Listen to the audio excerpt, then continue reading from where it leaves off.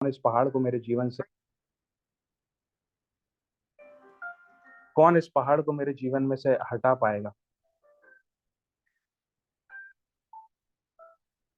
आज सुबह इस पवित्र शास्त्र में से जब मैं आपसे बात कर रहा हूँ, जो कि पाया जाता है भजन उसके 97 उसके 5वें आयत में, ये बहुत ही एनकरेजिंग और बूस्टिंग पावरफुल वर्ड्स है। जो मुझे लगा, पहाड़ यहोवा के सामने मोम की नाई पिघल जाते हैं। अर्थात आपकी हर वो परिस्थिति जो आपको आगे बढ़ने नहीं दे रही है, जो आपको सोचने पर मजबूर कर रही है कि मेरे सामने का रास्ता बंद है, क्योंकि मेरे सामने तो इतना बड़ा पहाड़ खड़ा हुआ है। मेरे जीवन की चीजें कुछ खुद मेरे जीवन में पहाड़ बनकर खड़ी हो गई है। पहाड़ से अर्थात आप इस तरह से समझ सकते हैं, अगर आप फाइनेंशियल ट्रबल में हैं, अगर आप ऐसे कर्ज के अंदर दब गए हैं जो कि इंटरेस्ट पे इंटरेस्ट लगकर और वो एक पहाड़ का रूप आपके जीवन में ले रहा है। आपके जीवनों में, आपके परिवारों में ऐसी बीमारियां हैं कि आए दिन कोई ना कोई बीमार होता है और वो बीमारियां चारों तरफ से आपको घेरे हुए हैं। वो बीमारी का पहाड़ अगर आपके जीवन में आपके सामने खड़ा हो गया है, हर एक वो ऐसी चीजें जो आप प्लानिंग करते हैं लेकिन वो आपके जीवन में सक्सेसफुल नहीं हो पा रही है, वो सिर्फ आप प्लान कर रहे हैं और फिर उसमें आगे बढ़ नहीं पा रहे हैं। चाहे वो कैसी भी चीज हो सकता है वो उसका पहाड़ हो। लेकिन प्रभु का वचन आज सुबह हमें प्रोत्साहित करना चाहता है और हमें बताना चाहता है, साम 97 उसके 5 में,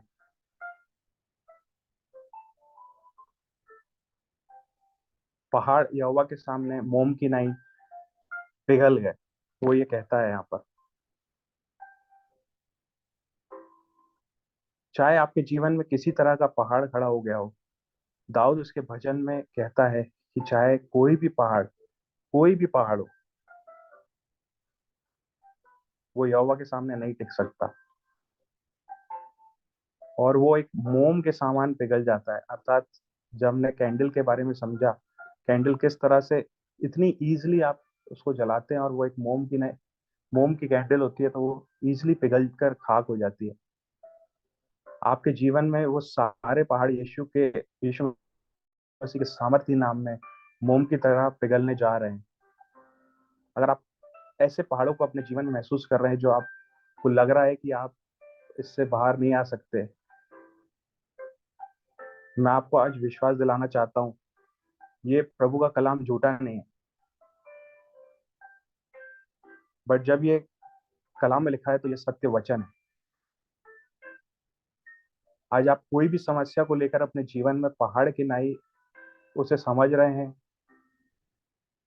प्रभु का वचन आपको ढाढ़स देता है कि पहाड़ यहोवा के सामने मोम की नाई पिघल जाते हैं। चाहे वो कैसे भी पहाड़ हो, चाहे वो कितने भी विशाल पहाड़ हो, चाहे वो कितने भी कठोर पहाड़ हो,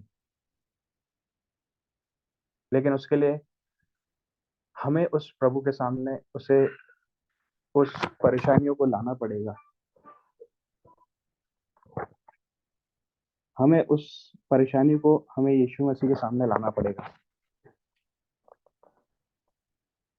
प्रभु हमारे जीवन के सारे भेदों को जानता है। वो हमें सारी चीजों को जानता है, हम किस अच्छाई में है और किस परेशानी में। लेकिन फिर भी वो चाहता है कि मेरा बेटा और मेरी बेटी मुझे पुकारे। आप अगर आज इस प्रकार की कोई भी उलझन में हैं या ऐसा महसूस कर रहे हैं, आपको जीवन में बहुत बड़ा पहाड़ हो, या आप ऐसा महसूस कर रहे हैं कि मैं ऐसी परिस्थिति में हूँ कि इसके आगे मैं अब नहीं जा सकता, आपको सबसे पहले यीशु के पास अपने आप अपनी जरूरतों को लेकर आना है। उसके पास आकर आपको बताने की जरूरत है। आपको यीशु से मांगने की जरूरत है। वो आपके जीवन में हर वो पहाड़ को मोम के समान पिघला देगा। और वो जानता भी है उसे किस तरह मोम के समान पिघलाना होता है। बट हमें मांगना पड़ेगा, क्योंकि उसका वचन जब हम मत्ती 7:7 में पढ़ते हैं, हमें कंठस्थ है, हमें याद है। वहां कहता है, मांगो तो तुम्हें दिया जाएगा। जब तक ऐसी समस्याएं या हम यीशु के सामने लाकर मांगेंगे नहीं तो वो देगा भी कैसे? क्योंकि उसका वचन ही कहता है कि मांगो तो तुम्हें मिलेगा। जब हम मांगेंगे तभी मिलेगा हमें।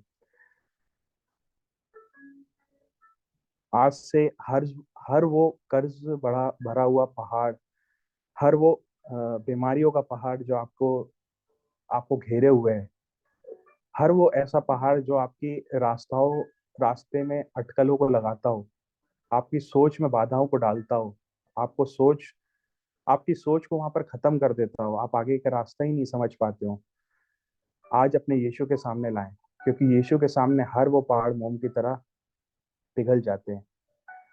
जब वो कर्ज बड़े पहाड़, जब वो बीमारी से भरे हुए पहाड़, जब वो परेशानियों से भरे हुए पहाड़ हम यीशु के सामने लाते हैं, वो चंद मिनट में अर्थात उससे सेकेंड्स में, मुझे बोलना चाहिए सेकेंड्स में, वो मोम की नहीं पिघल जाते हैं।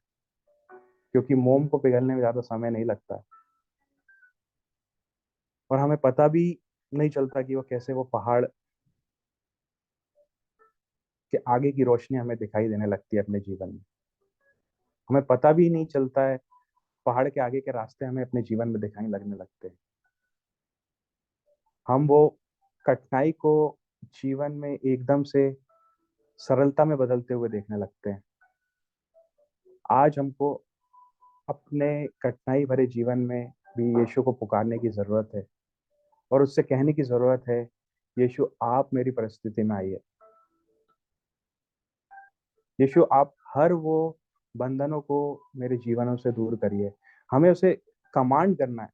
यीशु के जीवित कलाम के द्वारा हमें हर एक वो परिस्थितियों में कमांड करना है। हर एक चीज को प्रभु के इस जीवित कलाम से कमांड करें। हम जैसे बोलते हैं ना वैसा होता है।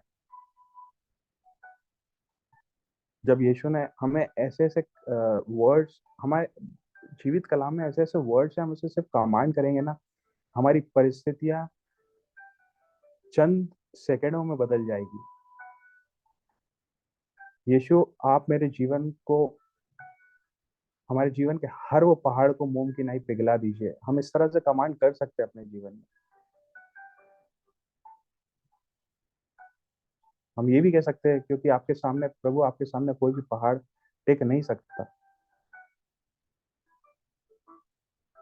उसका कलाम हमें यही बताता है कि अगर हम तुझ में ये हमें बताता है, हमें ये भी बहुत अच्छे से पता है ये वाला वर्ड्स, कि अगर तुझ में राई के दाने के बराबर विश्वास हो तो क्या है, इस पहाड़ से गिर जा, समुद्र में जाकर गिर जा।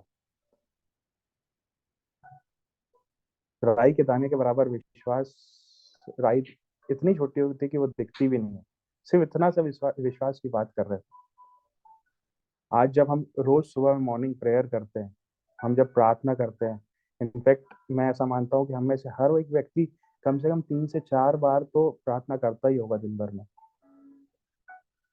और हम ऐसा क्यों कर रहे हैं, हम इतनी सुबह से उठकर प्रार्थना क्यों कर रहे हैं? क्योंकि हमारा विश्वास प्रभु पर है।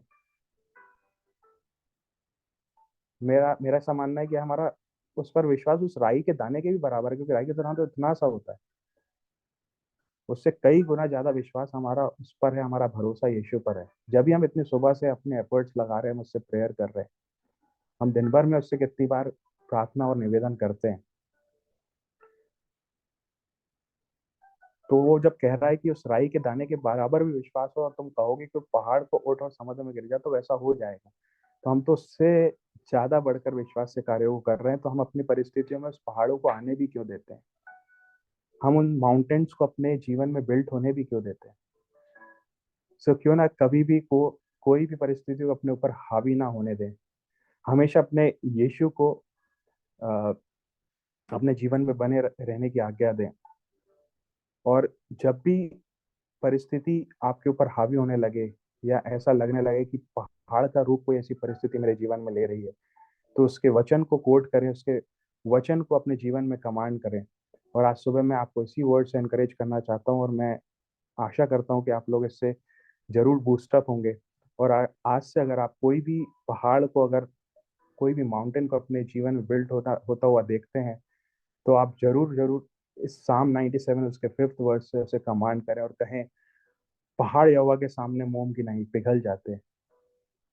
हर एक वो पहाड़, चाहे वो कैसा भी पहाड़ हो, हर एक वो पहाड़, चाहे वो कर्ज का पहाड़ हो, हर एक वो पहाड़, चाहे वो बीमारियों का पहाड़ हो, हर एक वो पहाड़ जो हमारी परिस्थितियों को विपरीत कर रहा हो, हर एक वो पहाड़ जो हमारे जीवन में रास्ते हमें समझ में नहीं आ रहे, हम जो चीजें सोच रहे हैं वो हमारे जीवन में हो ही नहीं रही है, चाहे वो उसका पहाड़ हो, हर एक वो चीजों को, हर एक वो कठिनाइयों को हम इस वर्ड से कोट करें और कहें पहाड़ यहोवा के सामने मोम की नाई पिघल जाते हैं।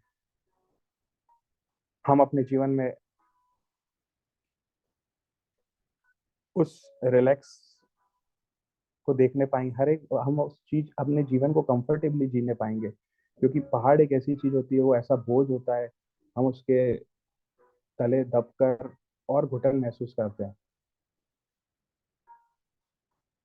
हम उस बोझ के अंदर दबकर अपने आप को ऐसा महसूस करने लगते हैं कि अब कोई रास्ता नहीं है, अब कुछ समझ ही नहीं आ रहा है। लेकिन जब आप यीशु के सामने पुकारते हैं तो वो चंद सेकंडों में वो इतने बड़ी चीजों को हटाने वाला खुदा है। आज सुबह के समय में आपको इसी वर्ड से बूस्टअप करना चाहता था और कहना चाहता हूँ, अगर आपके जीवन में कोई भी पहाड़ अगर आप महसूस कर रहे हैं, अगर आप कोई भी ऐसे बोझ को लेकर जी रहे हैं, तो उसे यीशु के सामने लाए, वो आपको उसको चंद सेकंड में एक मोम की नाई पिघला देगा। सभी को जय मसीह की। Praise the Lord.